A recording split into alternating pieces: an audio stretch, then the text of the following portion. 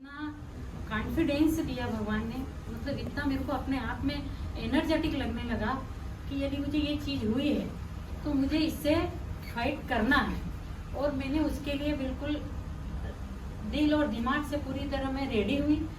और फिर यहाँ मैं भोपाल से यहाँ जयपुर आई तो मुझे डॉक्टर अजय यादव जी मिले। उन्होंने तो मेरा यूँ कह दीजिए कि जैसे उनसे मिली तो उन्होंने मुझे सबसे पहले यही कहा कि मैडम आप सही जगह आ गई है, आप समझ लो कि आपका ये पूरा खत्म हो चुका है। जैसे मैं आप सबको, आपको भी मैं हुआ है तो मैं तो कहती हूँ कि फुल कॉन्फिडेंस से बिल्कुल सर हृदय से आप सब धन्यवाद। साल भर में एक बार हर किसी को अपना रेगुलर चेकअप करवाना ही चाहिए बराबर।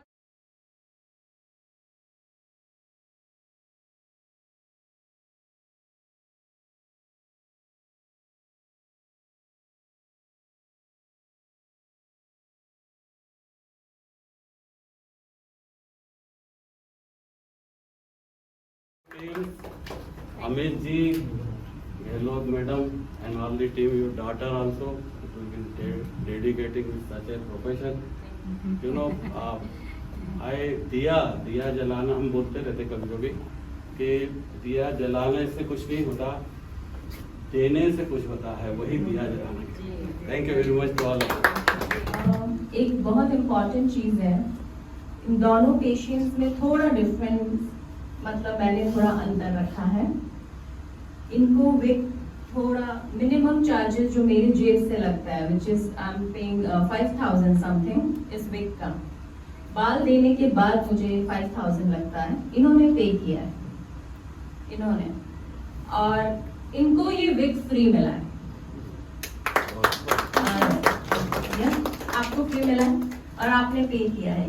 व्हाट द रीजन इज, कुछ लोग जो हमें कहते हैं कि हम पे नहीं कर सकते हैं, गवर्नमेंट हॉस्पिटल्स में इतने गरीब होते हैं जिनका इलाज भी आपको पता है चिरंजीवी से हो रहा है, उनसे बड़ी मुश्किलात में वो बस में बैठ के आते हैं। मैं जोधपुर में जो एक दो गरीब बच्चियां थी, कीमो लगवा के विग पहन के, और वो कहती है कि बस दीदी मैं जा रही हूँ बस से। मैंने कहा कैसे जाओगी तुम? बस से जाऊंगी। हाथ में वो कैंडुला लगा हुआ, बड़ा वो सोचने में लगते थे गरीब बच्चे भी होते हैं, हम उनको फ्री में देते हैं। और अगर आप इतने अच्छी जगह ट्रीटमेंट करा रहे हैं तो आपको वो मदद दूसरों को भी करना है, इसलिए हम वो चार्ज आपसे लेते हैं। तो इन दोनों को एक ही प्लेटफॉर्म पे थोड़ा मैंने अंतर रखा है, उसके लिए माफ कीजिएगा।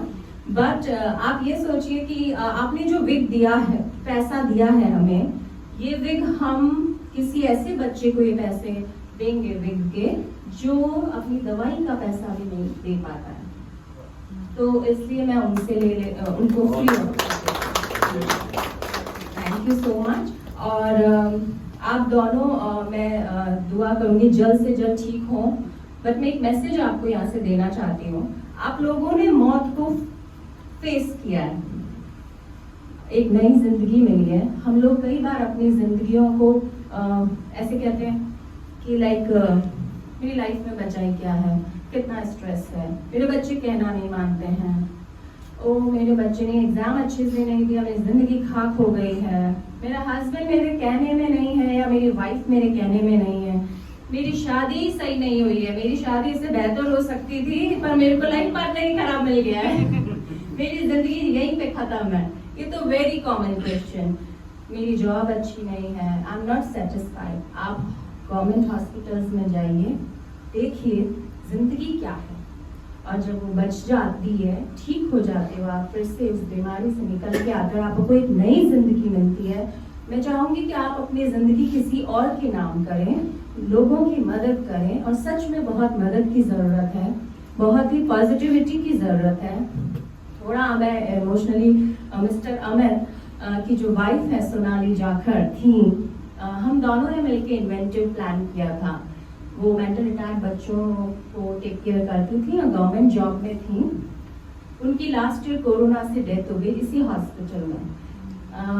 मैं हर पल उसको हर प्रोग्राम में याद करती हूँ और सोचती हूँ कि वो यहाँ मेरे साथ काश खड़ी होती, बट वो नहीं बची।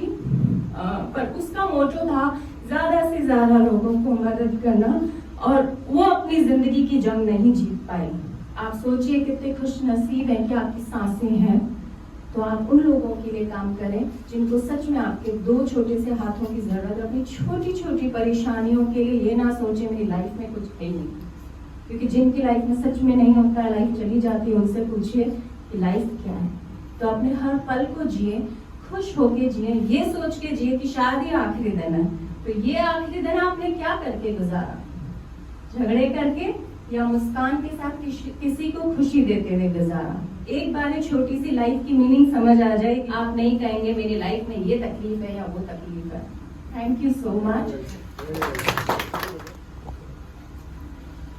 ये आइडिया कहाँ से आया विग डोनेट करने का? और हम लोग जब काउंसलिंग करती थी मैं झुग्गी बस्ती के बच्चों के लिए, बेसिकली मुझे सोनाली के साथ हम मेंटल रिटायर्ड बच्चों पे काम करना हमारा मोटो था। कई मेंटल रिटायर्ड बच्चे ऐसे होते हैं, गरीब पेरेंट्स जिनके जो होते हैं, उनको ये पता ही नहीं होता है कि हम अपने इस डिस्टर्ब बच्चे को भी टेक केयर करके इस काबिल बना सकें कि अपनी ज़िंदगी जी पाए। बच्चे ऐसे होते हैं कि आपको सहारे के बिना खा नहीं सकते हैं, बाथरूम नहीं जा सकते हैं, कई प्रॉब्लम्स होती है। पर उनको भी अगर आप ढंग से टैकल करें, अच्छी पेरेंटिंग करें, तो वो अपनी ज़िंदगी दिनचर्या अच्छा गुजार सकते हैं। उस पर हम काम करते हुए कुछ ऐसे बच्चों को मिले जो कैंसर से ग्रसित थे और ठीक हुए, पर उनका जो कॉन्फिडेंस डाउन हो जाता था, तो मुझे लगा कि मुझे ये काम करना चाहिए। और फर्स्ट एंड फॉर मेरी डॉटर ने रास्ता दिखाया। इसने हेयर डोनेशन किया था विग के लिए, इसलिए मैंने खुद हेयर डोनेट किए थे उनको और वो विग बन के नहीं आया। तो मैंने एक क्यूरी होती है कि हमने बाल दिए, बाल कहाँ गए? तो मुझे लगा कि ये भी एक बिजनेस है बालों का। जो चाइना में सबसे ज़्यादा ब्लैक में हमारे इंडियन बाल जाते हैं, आप सोचिए इनका कितना खूबसूरत इस्तेमाल हो सकता है। 1 इंची बाल 1000 रुपए में बिकते हैं। मेरे पास ऑफर्स आती हैं इंस्टाग्राम के जरिए कि आपको इतने अच्छे बाल मिलते हैं, आप हमें बेच दें। मैंने कहा नहीं, अगर मैंने एक बार भी आपको दिया, उन बच्चियों का ट्रस्ट चला जाएगा, इंक्लूडिंग माय डॉटर, कि मैं अपने लंबे बाल कर रही हूँ क्योंकि आप किसी कैंसर पेशेंट को पहनाएंगी। तो ये एक बिजनेस है। मुझे लगा कि इनको विग की जरूरत है। मैंने ट्राई किया कि मैं विग लाऊं। सबसे बड़ा प्रॉब्लम था विग कैसे बनवाएं, क्योंकि विग का असली कॉस्ट 50,000 है। This wig cost is actually 50,000। पर जिन्होंने मुझे बनवा के दिया, हमने उनको ये महंगे बाल दिए, जो कि ये बच्चियां ही बाल देती हैं, उनको मैं भेजती हूँ और उनकी जो कारीगरों की कॉस्ट है, जो मेरे को 5,000 पड़ती है, वो पे करती हूँ और ये विग मेज तक आता है। मेरी बहुत ख्वाहिश थी कि मैं बालों पे जो भी काम डोनेशन होता है मैं बाल लाऊं। लास्ट ईयर, अभी यही साल, मुझे इंडियन बुक ऑफ रिकॉर्ड मिला, क्योंकि जब मुझे लगा ये मुझे कैसे मिल सकता है, अभी तो मैंने इतना काम भी नहीं किया है। तो जब मैंने अप्लाई किया तो पता चला कि कितने इंडिया में एनजीओ चल रहे हैं जो डोनेशन लेते हैं पर बाल देते नहीं है। आई एम सिंगल 1 पर्सन, जिस वजह से मुझे अवार्ड मिला। मैं बाल इसी प्लेटफॉर्म पे लेती हूँ, इन्हीं से लेती हूँ, इन्हीं को विग बना के जहाँ ये ट्रीटमेंट ले रहे हैं उसी हॉस्पिटल में जाके इनको पहनाती हूँ।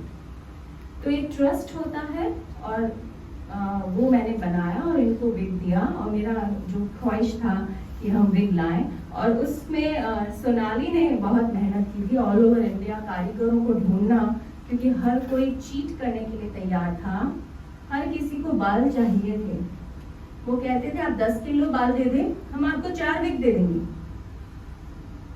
तो फिर मुझे उन सब को छांट के एक साउथ में मुझे मिले, जो मुझे बोले कि आप कैंसर के लिए काम करती हैं, इसलिए हम अपनी चार्जेस में ही आपको देंगे विग। जो 50,000 से कॉस्ट मेरा 5,000 आया।